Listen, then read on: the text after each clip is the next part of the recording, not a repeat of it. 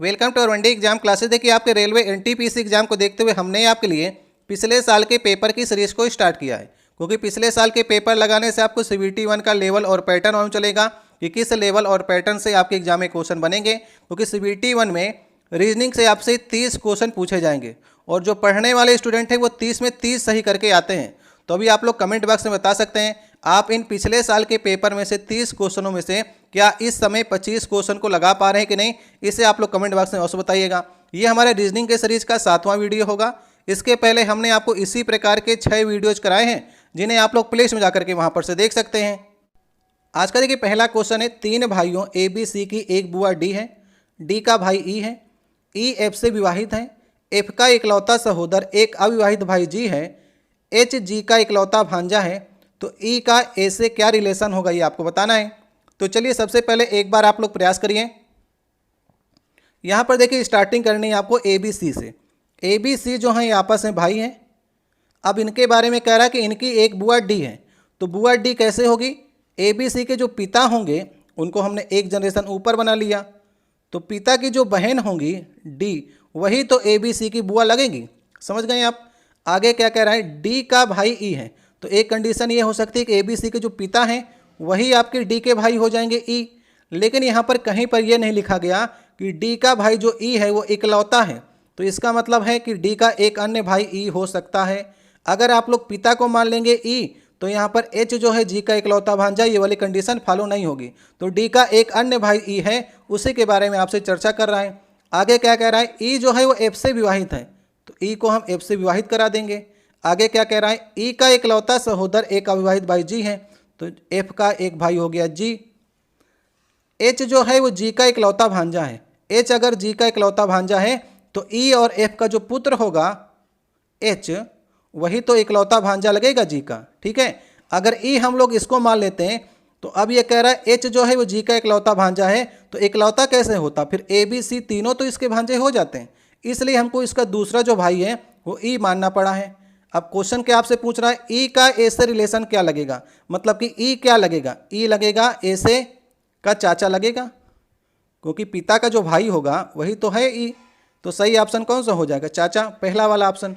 तो इस प्रकार से आपको कंडीशन को फॉलो करके इन सभी प्रश्नों को बनाना होता है। पहला वाला ऑप्शन सही ऑप्शन होगा। अगर आपको वीडियो अच्छा लग रहा हो तो वीडियो को लाइक कर दीजिएगा। अगर आप लोग पहली बार चैनल पर आए हो, चैनल को सब्सक्राइब कर दीजिएगा और बगल में लगी बेल आइकन को दबा दीजिएगा, ताकि नेक्स्ट वीडियो की नोटिफिकेशन जो है वो आपके पास सबसे पहले पहुंच सकें। अब देखिए नेक्स्ट हमारा दूसरा क्वेश्चन है। देखिए कुछ क्वेश्चनों में आपको अगर आपको समय लग रहा है तो कुछ क्वेश्चनों में आपका समय बचेगा भी। जैसे कि इस प्रकार के क्वेश्चन है, 4 आपको शब्द दिए गए, 3 किसी न किसी तरह से संगत हैं, 1 इसमें से असंगत है, तो उसकी आपको पहचान करनी है।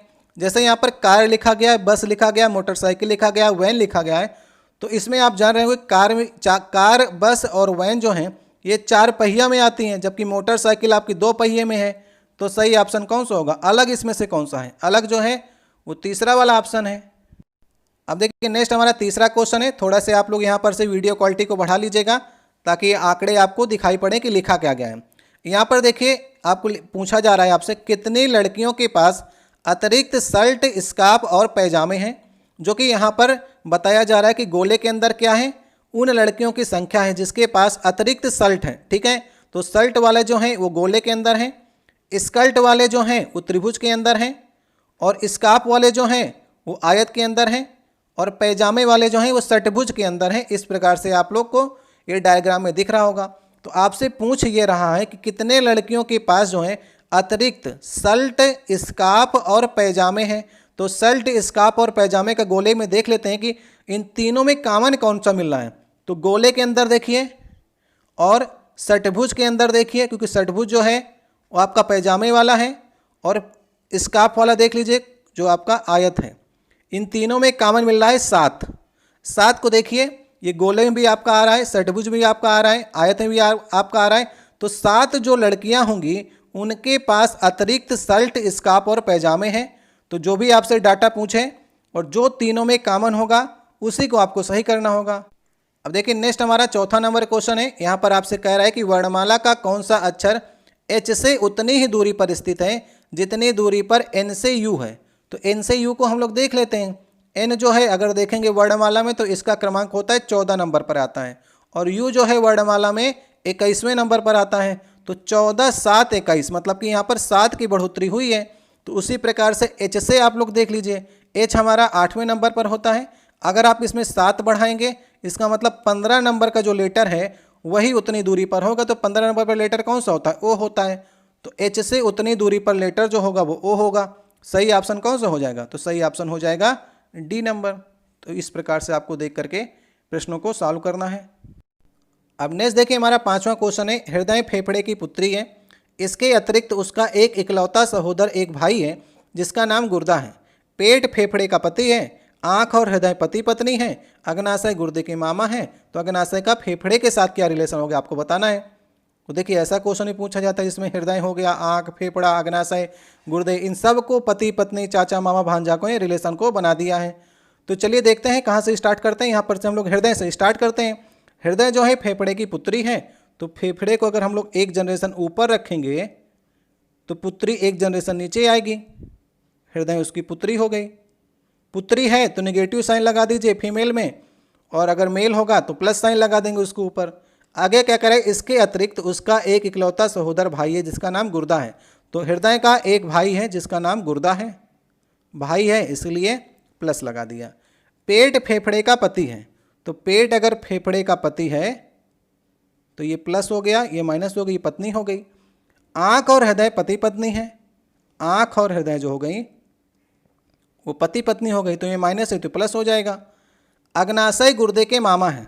तो अगर गुर्दे के मामा अग्नाशय होंगे इसका मतलब इनकी मम्मी के भाई होंगे। तो गुर्दे के मम्मी है फेफड़ा, और फेफड़े के जो भाई होंगे वही तो मामा लगेंगे, ठीक है। तो अग्नाशय मामा हो गए, फेफड़े के भाई। अग्नाशय का फेफड़े से क्या रिलेशन होगा? तो अग्नाशय तो भाई लगेगा। सही ऑप्शन कौन सा हो जाएगा? सही ऑप्शन हो जाएगा तीसरा वाला। तो ये तो आसान से यहाँ से पर से निकल आया। तो अग्नाशय जो होगा वो भाई लगेगा फेफड़े का। सही ऑप्शन तीसरा हो जाएगा। अब नेक्स्ट देखिए 6वां क्वेश्चन है। कुछ आपके समय लेंगे तो कुछ आपके समय बचाएंगे क्वेश्चन। जैसे कि समय आपका बचाएगा, फल, काफ़ी और पेय में आपको संबंध बताना है। कैसे आप डायग्राम को बनाएंगे? तो देखिए पेय में अगर बात करेंगे, पीने वाले में पेय, मान लीजिए पूरा गोला पेय का हो गया तो उसके अंदर तो काफ़ी आ जाएगी, क्योंकि पेय में काफ़ी चाय आपकी आती ही है। तो ये काफ़ी जो आएगी पेय के अंदर आ जाएगी। लेकिन पेय पदार्थों में काफ़ी से फल का कोई संबंध नहीं है। फल तो खाने वाला है, तो फल को आप अलग रखेंगे और पेय के अंदर काफ़ी रखेंगे। तो ये किस ऑप्शन में आपको दिख रहा है? ये दूसरे वाले में दिख रहा है। एक के अंदर एक रखिए और एक को बिल्कुल अलग कर दीजिए। ऑप्शन नंबर 2 जो हो जाएगा वो सही हो जाएगा। अब देखिए नेक्स्ट हमारा 7वां क्वेश्चन है। 4 आपको देखिए समूह दिए गए हैं, 3 किसी न किसी तरह से संगत हैं, एक इसमें से असंगत है। तो इसमें आपको चारों देखने पड़ेंगे। देखिए अगर एक ही स्थान देखेंगे तो उसके सामने 12 लिखा गया है, यू के सामने 21 लिखा गया है। तो यू के सामने अगर 21 लिखा गया है तो अगर आप अल्फ़ाबेट में देखेंगे तो यू का स्थान 21वां नंबर ही होता है। तो उनके नंबर ही उसके सामने लिखे गए हैं। एम हमारा 13वें नंबर पर होता है, पी हमारा 16वें नंबर पर होता है। तो इनके नंबरिंग जो है उनके बगल में लिखी गई है। जबकि ए के बगल में 12 लिखा गया है और ए का स्थान अल्फ़ाबेट में पहला होता है। तो असंगत कौन सा होगा?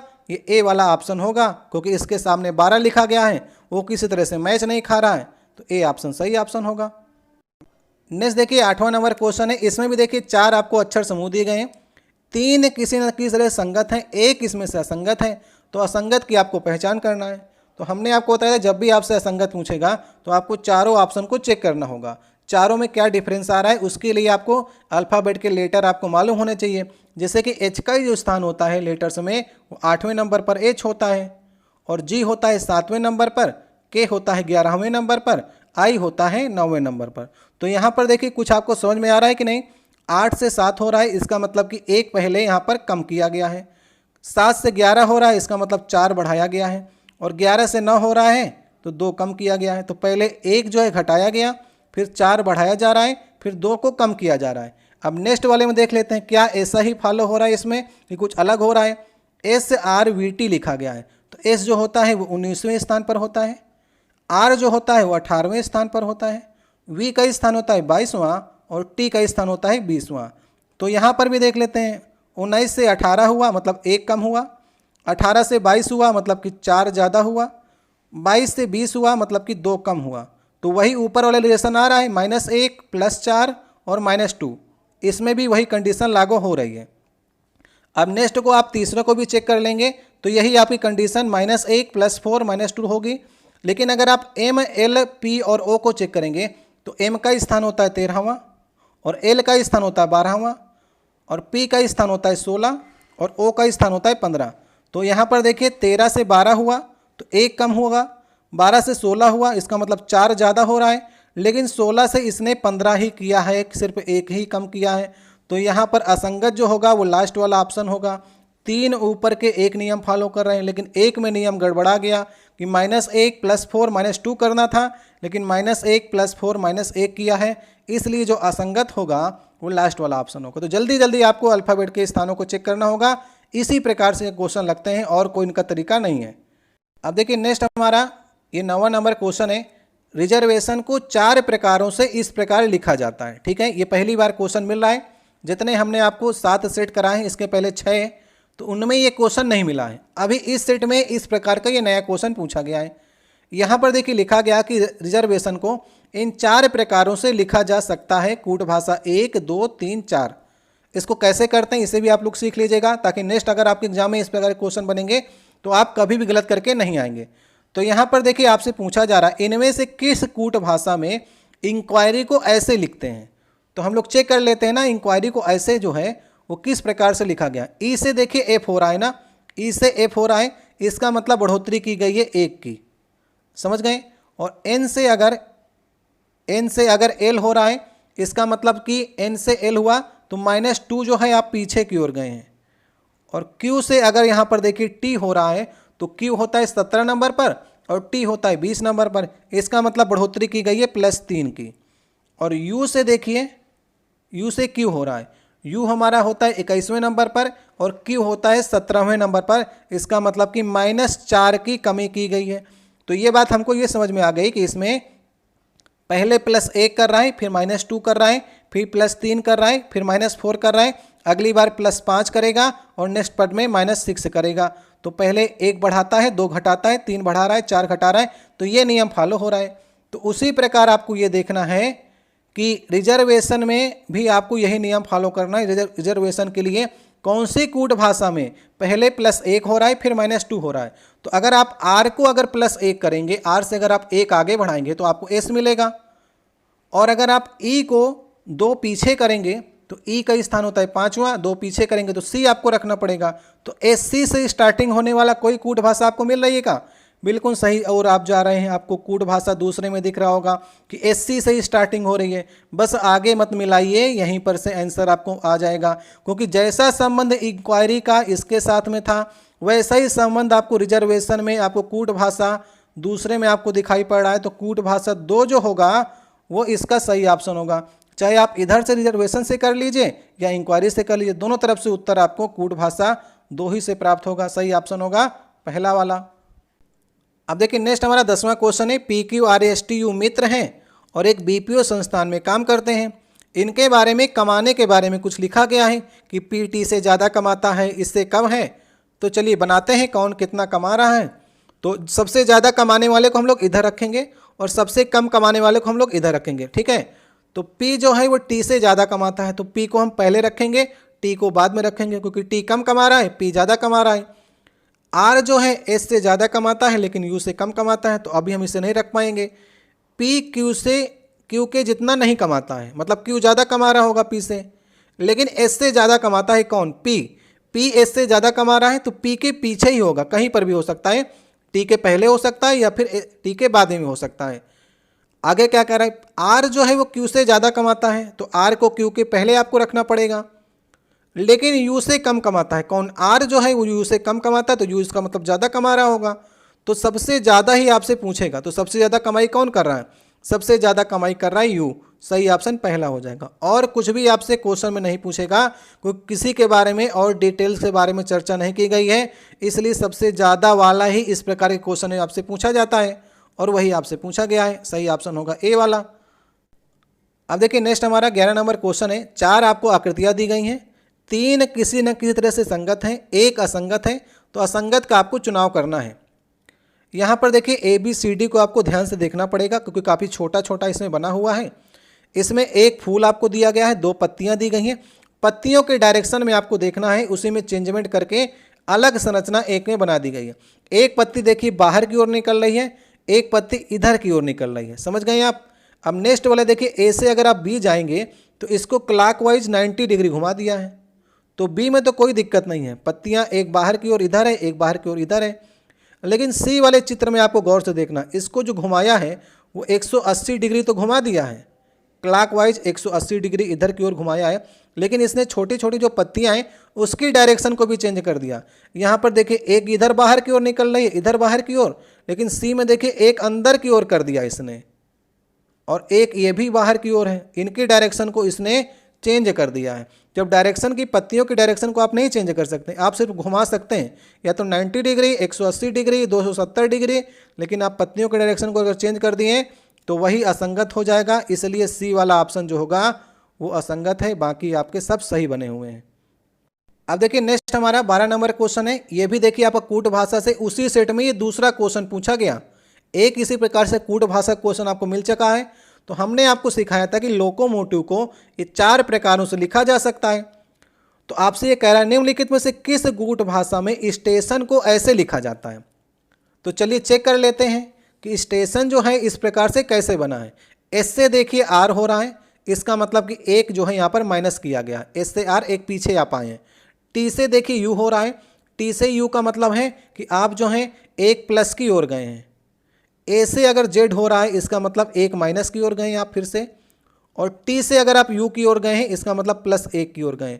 तो आप ये समझ गए कि इनमें जो लेटर्स बढ़ रहे हैं, पहला वाला -1, फिर +1, फिर -1, फिर +1, इस प्रकार से लेटर बढ़ रहे हैं स्टेशन के। तो अब ये देख लीजिए कि लोकोमोटिव के जो कूट भाषा है उसमें किस में -1 +1 -1 +1 हो रहा है, वही वाला कूट भाषा इसमें लागू हो रहा होगा। तो चलिए देख लेते हैं। अगर हम L से 1 घटाएंगे तो L से अगर आप 1 घटाएंगे तो आपको K प्राप्त होगा। समझ गए। तो K में 2 कूट भाषा हैं, एक वाली तीसरी वाली आगे मिला लेते हैं। O से आपको 1 बढ़ाना पड़ेगा। अगर आप स्टेशन की कूट भाषा की ओर जाएंगे तो O से अगर आप 1 बढ़ाएंगे तो आपको P मिलेगा। तो K और P से कोई स्टार्ट हो रहा है, कूट भाषा तीसरा। 2 ही लेटर से डिसाइड कर लिया हमने कि कौन सी कूट भाषा यहाँ पर लागू होगी। सही ऑप्शन होगा लास्ट वाला। पिछले वाले क्वेश्चन में भी हमने 2 लेटर से मिला लिया था, इस वाले क्वेश्चन में 2 लेटर से आपका आंसर आ जाएगा। पूरा मिलाने की कोई भी आवश्यकता नहीं है, जितना आपका समय बच सकता है उतना ही बचाइए। तो जो रिलेशन स्टेशन का होगा वही रिलेशन आपको कूट भाषा में ढूंढना होता है। तो इस प्रकार एक क्वेश्चन करना आप लोग सीख गए। एक ही सेट में 2 बार एक क्वेश्चन पूछा गया है। जो लोग प्रैक्टिस करके नहीं जाएंगे उनको थोड़ा ये क्वेश्चन वहाँ पर अटपटा लग सकता है, क्योंकि जो आप प्रैक्टिस करके नहीं जाते हैं उसमें कहीं ना कहीं आपको समय लगता है समझने में क्वेश्चन को। नेक्स्ट देखिए 13 नंबर क्वेश्चन है। अगर जोड़ना को भाग कहा जाए, घटाना को गुणा कहा जाए, गुणा का अर्थ जोड़ना है और भाग का अर्थ घटाना है, तो चलिए हम लोग इस रिलेशन को देख करके उसमें चेंजमेंट करते हैं। तो 13 लिख लीजिए।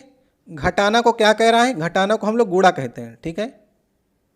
और गुणे को क्या कह रहा है, जोड़ना कह रहा है, तो गुणे को जोड़ना कर लेंगे।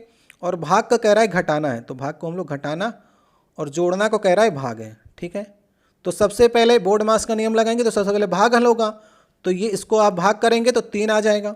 इसके बाद आपको मल्टीपल करना है, 13 दूनी 26, 26 + 4 और -3, तो ये आ जाएगा प्लस का 1, और 26 1 27 आ जाएगा। तो जो ऑप्शन नंबर सही होगा, ऑप्शन नंबर हमारा लास्ट वाला हो जाएगा।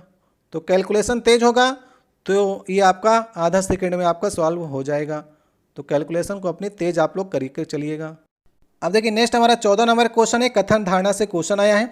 कथन में देखिए लिखा गया है, सरकार ने शहर के सभी निजी विद्यालयों को निर्देश दिया है कि वे कम से कम 3 वर्षों तक वर्तमान शुल्क में कोई वृद्धि ना करें। तो धारणाएं इसमें से आप क्या निकाल सकते हैं, जो बिल्कुल सही धारणा हो कथन के अनुसार वही आपको चयन करनी है। निजी कॉलेजों के अधिकारी शायद सरकार के निर्देशों का पालन ना करें क्योंकि वे सरकारी निधियों पर निर्भर नहीं हैं। या दूसरा, शहर के निजी कॉलेजों में पढ़ने वाले छात्र के माता पिता फिर भी अधिक शुल्क देने के लिए उत्सुक होते हैं। तो शहर में निजी कॉलेजों में पढ़ने वाले के छात्रों के माता पिता अधिक शुल्क देने के उत्सुक नहीं होते, वे पढ़ाई अच्छी करने के लिए निजी कॉलेज में भेजते हैं। इसलिए दूसरा वाला तो निष्कर्ष गलत हो गया। और धारणा जो पहली वाली है उसमें भी देख लेते हैं। कह रहा है कि वो निर्देश का पालन नहीं करेंगे। ऐसा नहीं है, निजी कॉलेज भी सरकार के आदेश का पालन करते हैं, क्योंकि सरकार के अंडर में निजी कॉलेज भी होते हैं और आपके सरकारी कॉलेज भी होते हैं। अगर सरकार कोई निर्देश दे रही है और वो पॉजिटिव दिशा में है, क्योंकि वो सरकार जो है फीस कम करने के लिए नहीं कह रही है, सरकार कह रही है कि 3 वर्षों तक शुल्क में कोई भी वृद्धि ना करें, क्योंकि कोई कारण होगा, इसलिए निजी कॉलेज के अधिकारी जो हैं वो पालन ना करें। इसके बारे में ये धारणा गलत होगी। तो दोनों ही धारणाएं जो हैं वो गलत होंगी। कौन सी? ना तो पहली धारणा सही है ना तो दूसरी। ऑप्शन नंबर 2 इसमें सही होगा। अब नेक्स्ट देखिए 15 नंबर क्वेश्चन है। यहाँ पर आपको ये पैटर्न को ध्यानपूर्वक पढ़ना है और प्रश्नवाचक चिन्ह की जगह पर क्या आ सकता है इसका आपको चुनाव करना है। तो ABC को आप गौर से देखिए, तीनों को। यहाँ पर लिखा गया है 25 से 39, 39 से 14। तो ये बात तो सामने आ गई कि अगर हम लोग 25 से 39 कर रहे हैं, इसका मतलब कि 14 आगे बढ़ रहा है। ये जो 14 संख्या लिखी गई है उसी को इसमें जोड़ दिया गया है। ठीक है। 18 से 51 हो रहा है, इसका मतलब कि 33 आगे बढ़ रही है संख्या।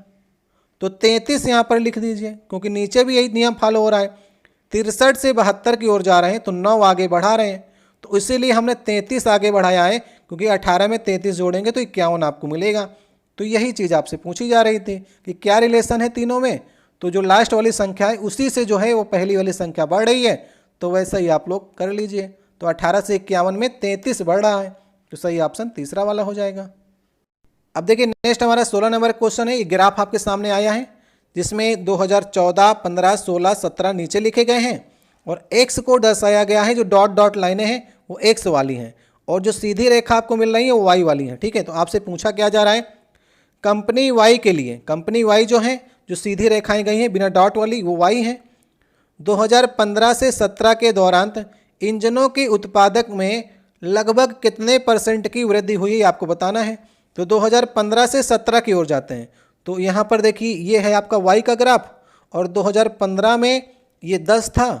आप लोग वीडियो क्वालिटी को बढ़ा लीजिएगा तभी आपको दिखाई पड़ेगा, क्योंकि बहुत छोटा छोटा लिखा गया इसमें। और 2017 में ये हो गया 15। तो अगर 2015 में ये 10 था और अभी हो गया ये 15, तो कितने % की वृद्धि हुई है? 50% की वृद्धि हुई है। आसान सा क्वेश्चन था। सही ऑप्शन कौन सा होगा? सही ऑप्शन नंबर हमारा पहला हो जाएगा। तो जो आपसे पूछेगा वैसे ही आप लोग % निकाल दीजिए। अब ये क्वेश्चन हमारा ग्राफ से खत्म हुआ और नेक्स्ट क्वेश्चन हमारा 17 नंबर, ये भी एक ग्राफ से पूछा गया। वो अलग ग्राफ था और ये अलग ग्राफ है। इसमें कंपनी जेड द्वारा जो है वो 2013 से 18 के दौरान जो है मोबाइल एसेसरीज के बारे में, उत्पादन के बारे में दर्शाया गया है। तो चलिए देख लेते हैं। 2016 से 18 के दौरान मोबाइल एसेसरीज के उत्पादन में हुई प्रतिशत गिरावट आपको ज्ञात करनी है। तो 2016 ये है और 2018 ये है। यहाँ पर 2016 में 120 का हो रहा था और अभी हो गया 90 का। तो कितनी गिरावट हुई है कैसे निकालेंगे? 120 माइनस 90 बटा 120 गुणते 100। तो इतनी गिरावट हुई है। गिरावट निकालने के लिए तो कितना % आ जाएगा? 25% की गिरावट हुई है। ऐसे भी निकाल लीजिए। 120 से 90 हो रहा है तो मतलब कि 30 घट रहा है और 30 कितना होता है 120 का? 25% होता है। तो इस प्रकार से भी निकाल सकते हैं। नहीं आता है तो कैलकुलेट कर लीजिएगा। सही ऑप्शन नंबर हो जाएगा लास्ट वाला। अब एक ग्राफ वो खत्म हुआ। अब नेक्स्ट देखिए दूसरा ग्राफ दे दिया। ये हमारा 18 नंबर क्वेश्चन होगा। तो हर क्वेश्चन में एक अलग ग्राफ आपको दे रहा है। अब कह रहा है कि 2017 और 18 के दौरान जो है ABCD में हुए लाल मसूर के उत्पादन के बारे में ये चर्चा कर रहा है। तो थोड़ा से जूम कर लेते हैं ताकि आपको और दिखाई पड़े अच्छे से।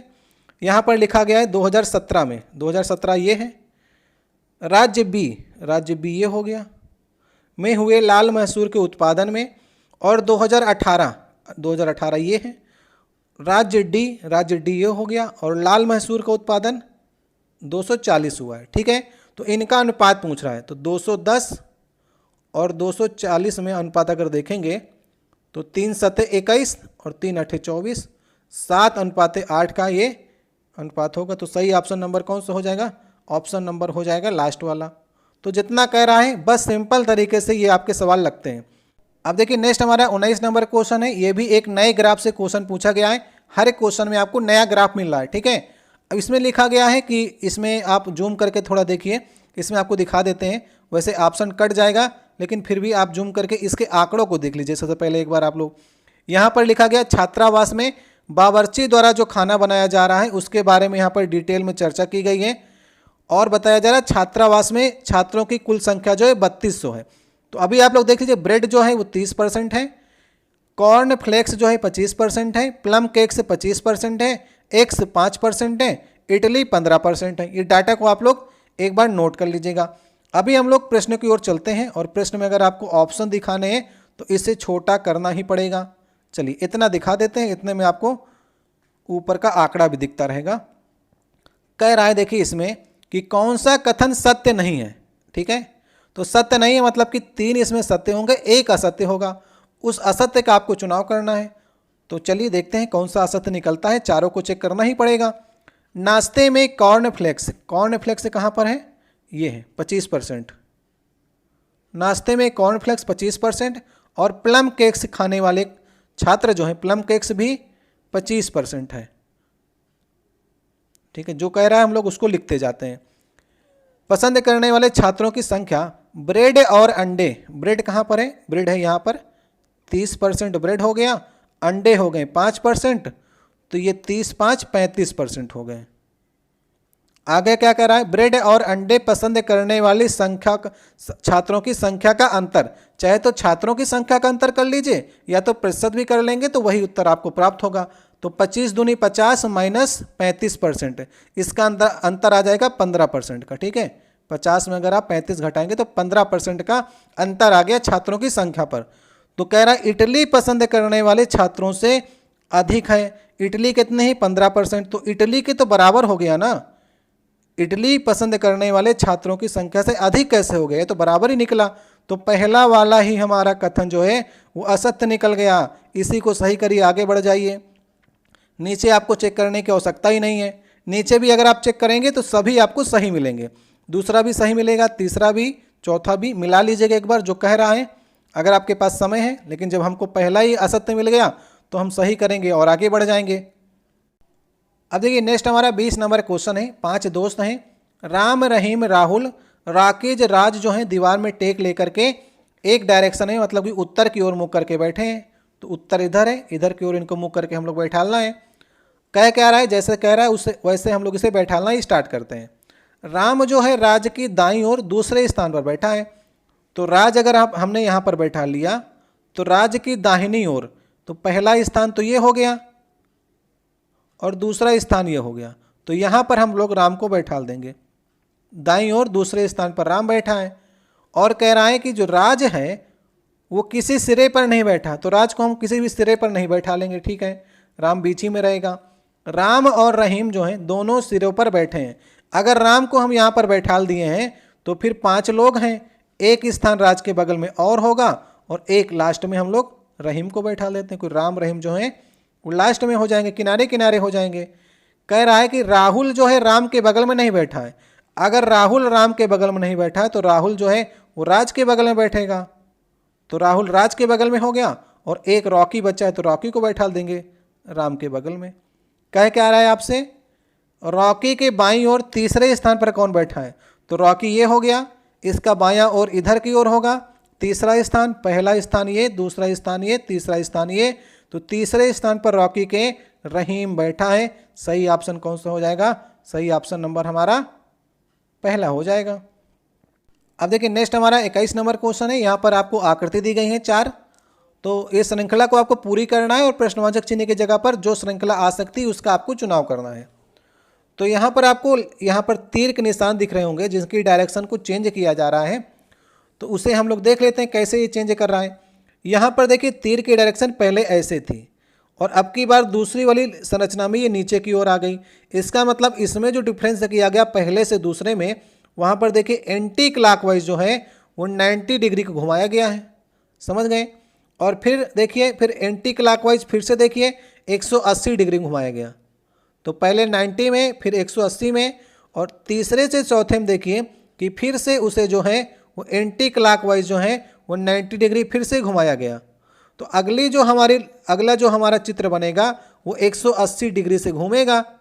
तो 180 डिग्री से अगर आप इस प्रकार से घुमाएंगे तो ये 180 डिग्री घूम करके पहली वाली आकृति बन जाएगा। तो पहले 90 घुमाया, फिर 180, तो फिर 90, फिर आपको 180 घुमाना पड़ेगा।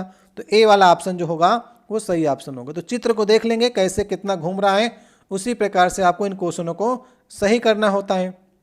अब देखिए नेक्स्ट हमारा 22 नंबर क्वेश्चन है। उस विकल्प का आपको चयन करना है जिसका तीसरे शब्द के साथ में वही संबंध है जो दूसरे का पहले के साथ में है। तो जैसा यहाँ पर लिखा गया अस्थिभंग हड्डी, तो मोच कैसा होगा आपको संबंध बताना है।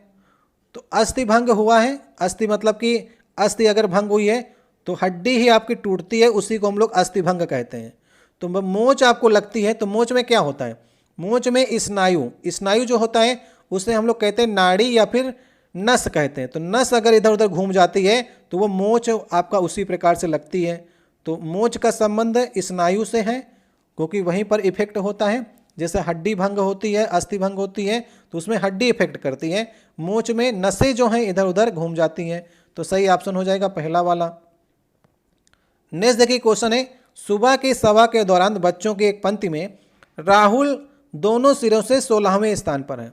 अगर मैंने बताया था दोनों सिरों से 16वें स्थान पर, तो 16 + 16 - 1 कर लीजिए, तो उसका स्थान जो है टोटल पंक्ति में कितने बच्चे होंगे उनका स्थान आ जाएगा। तो 16 दूनी 32 - 1 31 जो हो जाएंगे वो टोटल जितने सभा में बच्चे हो जाएंगे आ जाएगा। क्योंकि हमने राहुल का स्थान दोनों तरफ से ले लिया है, इसलिए एक हमको घटाना पड़ता है।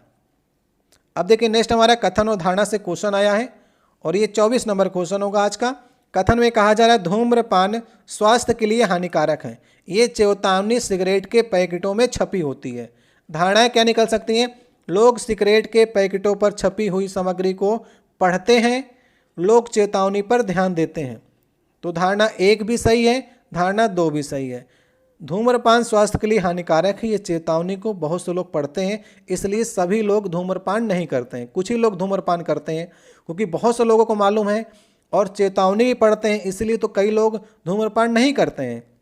तो इसका मतलब जो धूम्रपान लिखा हुआ है सामग्री पर उसको लोग पढ़ रहे हैं और सरकार के निर्देश का पालन कर रहे हैं, चेतावनी पर भी ध्यान देते हैं, लेकिन सभी नहीं देते हैं। तो यहाँ पर लिखा गया है कि लोग जो हैं वो ध्यान देते हैं, तो इस पर हम लोग दोनों ही धारणाओं को सही करेंगे।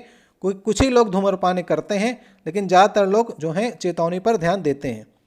अब देखिए नेक्स्ट हमारा 25 नंबर क्वेश्चन है, उस संख्या का आपको चयन करना है जो प्रश्नवाचक चिन्ह की जगह पर आ सकती है, तो आपको बताना है। तो ये सीरीज दी गई है, लेकिन रेलवे ने इस प्रश्न में थोड़ी सी गलती कर दी है। एक बार आप लोग ट्राई कर लीजिए इसे लगाने का। उस गलती को हम आपको बता देते हैं कि जैसे यहाँ पर देखिए 0 से 26 हो रहा है और 26 से 124 हुआ है, 124 से नेक्स्ट पद आपको बताना है, फिर यहाँ पर 718 इसने लिख दिया है। तो यहाँ पर गलती ये की है कि 718 की जगह पर इसको जो है वो 728 लिखना चाहिए था, तब ये कहीं पर ये सीरीज जो है कंप्लीट होती नजर आएगी। जैसे कि यहाँ पर 0 लिखा गया, तो 0 को हम लोग लिख सकते हैं 1 का क्यूब - 1, ठीक है, और 0 से 1 का क्यूब हुआ, फिर 26 पहुँच रहा है, इसका मतलब कि 3 का क्यूब - 1 जो है 3 3 का 9 3 27 - 1 करेंगे तो 26 मिलेगा। तो 1 3 और फिर 5 का क्यूब करिए -1 करेंगे तो 5 5 25 5 125 और 1 कम करेंगे तो 124 आपको मिल गया। समझ गए आप। अब नेक्स्ट देखिए 1 3 5, तो नेक्स्ट पद जो आएगा 7 का क्यूब -1 आएगा, तो 7 49 7 343, 343 में 1 घटाएंगे तो 342 जो होगा वो इसका राइट आंसर होगा। लेकिन नेक्स्ट पद अगर आप चेक करने का प्रयास करेंगे तो 7 से 9 आप आगे बढ़ाएंगे तो 9 का क्यूब -1 करेंगे और 9 का क्यूब होता है 729 और 729 से 1 घटाएंगे तो 728 यहाँ पर रेलवे को लिखना चाहिए था, लेकिन रेलवे ने 718 लिखा है, इसलिए क्वेश्चन को गलत श्रेणी में डालना चाहिए था। ये पहली बार के आंसर की है तो रेलवे ने आप लोगों ने आपत्ति की होगी, दूसरे वाले में हट गया होगा, लेकिन जो सीरीज चलेगी वो इसी प्रकार से चलेगी। थोड़ी सी ये टाइपिंग मिस्टेक जो है वो रेलवे ने की थी, तो समझ गए आप लोग। अब देखिए नेक्स्ट हमारा क्वेश्चन है, जैसे ब्रेन को ये लिखा जाता है तो बीन को आप कैसे लिखेंगे, ये 26 नंबर क्वेश्चन होगा।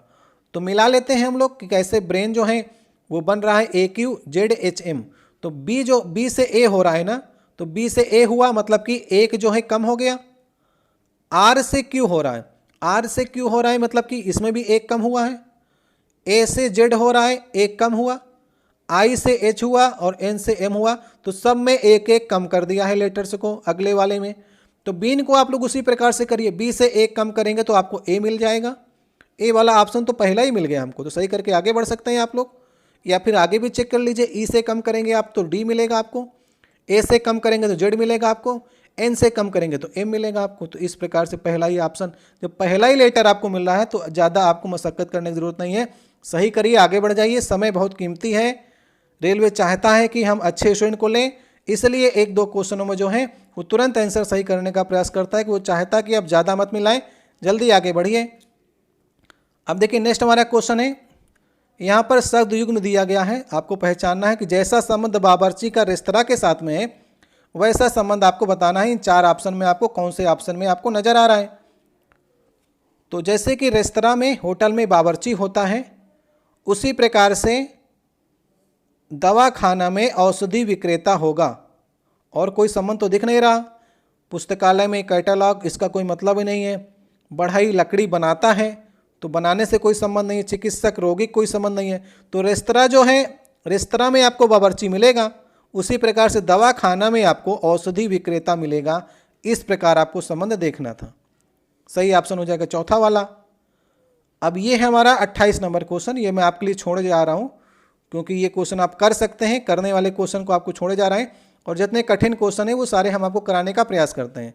तो ये 28 नंबर क्वेश्चन है, इसका जवाब आप लोग कमेंट बॉक्स में दीजिएगा। वर्णमाला के दाईं सिरे से 8वें अक्षर के दाईं और 7वां अक्षर कौन सा है आपको बताना है।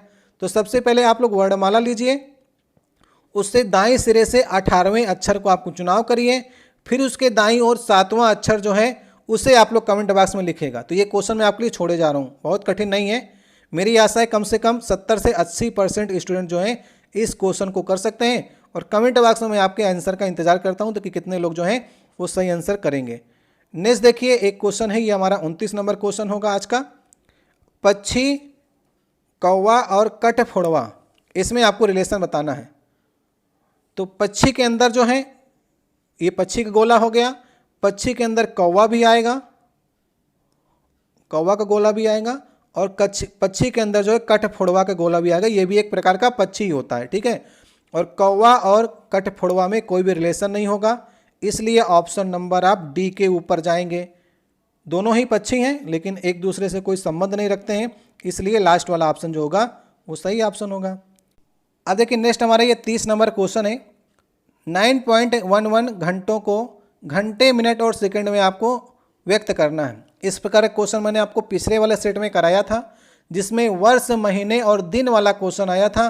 कितने लोग कर पाए थे? और अभी भी आपको इसको करने बताते थे कैसे आपको पॉइंट वाले सवालों में इस प्रकार के क्वेश्चन को आपको करना होता है। देखिए 9.11 में तो आप यहाँ पर देख रहे हैं कि 9 तो पूर्णांक के रूप में आगे लिखा ही हुआ, इसका मतलब 9 घंटे तो निश्चित है, वे आपके चारों ऑप्शन भी आपको दिए गए हैं, इससे कोई फर्क नहीं पड़ता। मेन सवाल जो है पॉइंट 11 का है कि इसमें से आप कितने मिनट और कितने सेकंड निकालेंगे। तो पॉइंट 11 में अगर आपको मिनट निकालना है तो 1 घंटे में 60 मिनट होते हैं, तो सबसे पहले आप 60 से मल्टीप्लाई करिए, तो इसमें पूर्णांक कितना निकलेगा वही इसका मिनट होगा। तो 11 छक्का 66, तो 66 और 1 0 और 2 अंक में दशमलव, तो यहाँ पर 6 जो मिल गए आपको पूर्णांक में इधर दशमलव के, वही आपके मिनट हो गए। और पहले ऑप्शन को आप सही करके आगे बढ़ सकते हैं क्योंकि 9 घंटे 6 मिनट आपको मिल गए। अभी देखिए दशमलव के बगल में 0.6 और आपको मिल रहा है, तो 0.6 जो है सेकंड को डिनोट करेगा, और आपको मालूम है कि 1 मिनट में 60 सेकंड होते हैं, तो 60 से आपको फिर से मल्टीप्लाई करना पड़ेगा। तो 6 36 और 1 0 ये लग गया। 1 अंक बाद दशमलव लगाना है, तो 1 अंक बाद दशमलव, इसका मतलब 36 सेकंड जो आ जाएगा वो और आ जाएगा, ठीक है। तो पहला वाला ऑप्शन सही हो जाएगा। तो इस प्रकार से आपको इन दशमलव वाले क्वेश्चन को आपको करना होता है। तो पॉइंट वाले को बाद में देख लीजिए कि कैसे आपको मिनट और सेकंड में चेंज करना है। इसी प्रकार आपका वर्ष, महीना और दिन वाले क्वेश्चन में भी आपसे पूछता है, तो पहला वाला ऑप्शन सही हो जाएगा। तो एक हमने आपके लिए क्वेश्चन छोड़ा हुआ था जो कि 28 नंबर क्वेश्चन है, ये क्वेश्चन हमने आपके लिए छोड़ा था और इसका जवाब आप लोग दे सकते हैं, ठीक है। तो कमेंट बॉक्स में आप लोग बताइएगा क्या आप लोग इन 30 प्रश्नों में से इस समय जो है आप 22 क्वेश्चन तक सही कर पा रहे हैं कि नहीं, इसे आप लोग कमेंट बॉक्स में बताइएगा। क्योंकि इस सेट में मैं आशा करता हूं कि 22 तो आपको कम से कम करने ही चाहिए, और एग्जाम आते आते आपको हम परफेक्ट बना देंगे। और एग्जाम में आप अगर इस प्रकार का सेट आता है तो आप 30 में 30 सही करके आएंगे। आपको समस्या सिर्फ उसमें होगी सीटिंग अरेंजमेंट वाले क्वेश्चन में। अगर आपके पास समय होगा तो आप लोग ट्राई करिएगा, नहीं तो एक दो क्वेश्चन को आप लोग छोड़ सकते हैं, लेकिन 28 क्वेश्चन तो हर किसी को बना करके आने हैं, क्योंकि यही जो है मेरिट डिसाइड करेगा। आप नहीं कर पाएंगे 30 में 28 क्वेश्चन, तो अन्य तो स्टूडेंट कर ही सकते हैं, इसलिए आपको भी उसी प्रकार तैयारी करनी है जैसे सब स्टूडेंट तैयारी कर रहे हैं। ये हमारा रीजनिंग का 7वां सेट था। इसके पहले हमने आपको इसी प्रकार के 6 प्रैक्टिस सेट कराए हुए हैं, उससे आप लोग आकर के प्लेलिस्ट में देख लीजिएगा। अगर आपको किसी प्रश्न में समस्या होती है उससे आप कमेंट बॉक्स में कहिएगा। वीडियो अच्छा लगे तो वीडियो को लाइक किया करिए, और पहली बार चैनल पर आए चैनल को सब्सक्राइब कर लीजिएगा। टेलीग्राम चैनल आपके लिए डिस्कशन वाला बना दिए हैं, उसमें आप लोग डिस्कस कर सकते हैं। और मिलते हैं नेक्स्ट वीडियो में। आप लोग हमारे जीके और जीएस की 40 प्रश्नों की भी सीरीज चल रही है, उसमें भी बहुत बेहतरीन क्वेश्चन कराए जा रहे हैं, उसे भी आप लोग अवश्य देखा करिए। ठीक है, तो चलिए नेक्स्ट वीडियो में मुलाकात करते हैं।